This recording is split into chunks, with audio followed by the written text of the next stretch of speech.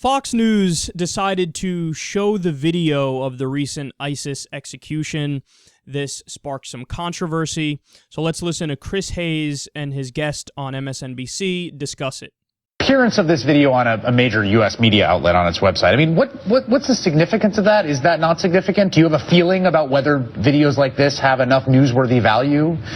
Look, I don't think the entire video should have been shown in full, because this is essentially disseminating terrorist propaganda. Whether it disappeared from YouTube or not, or disappeared from Twitter or not, there is a solid permanent link to this video on an American channel. I think that was not a wise decision. On the other hand, showing the barbarity of ISIS has been demonstrated over and again. So this is only one extra step in demonstrating is barbaric. But there was, I believe the propaganda value here is that ISIS does not want the video to disappear ever, because they want it to have a stable home. Absolutely. Absolutely. And by having it on a network that is presenting it in full, in a way you're helping them.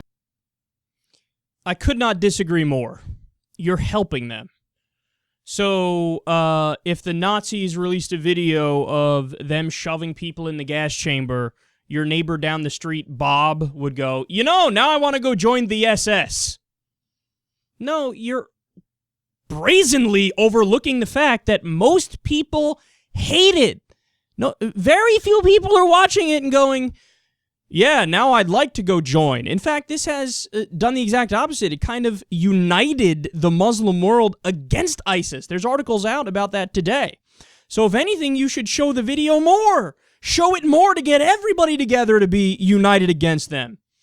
And take the argument that they're using and apply it in different areas, and you'll see how silly it is.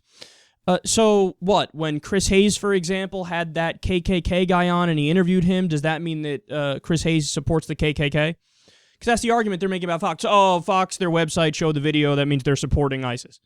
Right, and so Chris Hayes supports the KKK. When you show a plane crash, because that's news, you are obviously supporting plane crashes and incentivizing people to crash planes so that they could get on TV. When there's a fire and you show a fire on TV, you are incentivizing arson. I mean, this isn't a good argument. I mean, here's what you need to understand. Here's what all progressives need to argue for. News is news. There should be zero censorship, and I mean zero. And truth is always a defense. You know how they say in courtrooms, truth is always a defense? Yeah, truth is a defense. If ISIS did that execution, and it's a real thing that happened in real life, it is news, and it is newsworthy, so fucking show it. And reality needs to override all else. Don't make the ignorance is bliss argument of like, well, we're just better if we don't see it, and you're helping them, and yada yada. I don't think any of that is true. But here's the real argument to make. It's not like, Fox is innocent in this whole thing. Of course, they're Fox News. They did something wrong. They're always doing something wrong. But the real argument to make is they're hypocrites. They're hypocrites because they want to show the ISIS video, but they're not showing the flag-draped coffins coming back from Iraq. You never argue for less information. You argue for more information. You argue for more transparency and more visibility and more facts about the world and more video. So don't say, don't show the ISIS thing. Say, okay, show the ISIS thing, but show all the flag-draped coffins coming back from Iraq.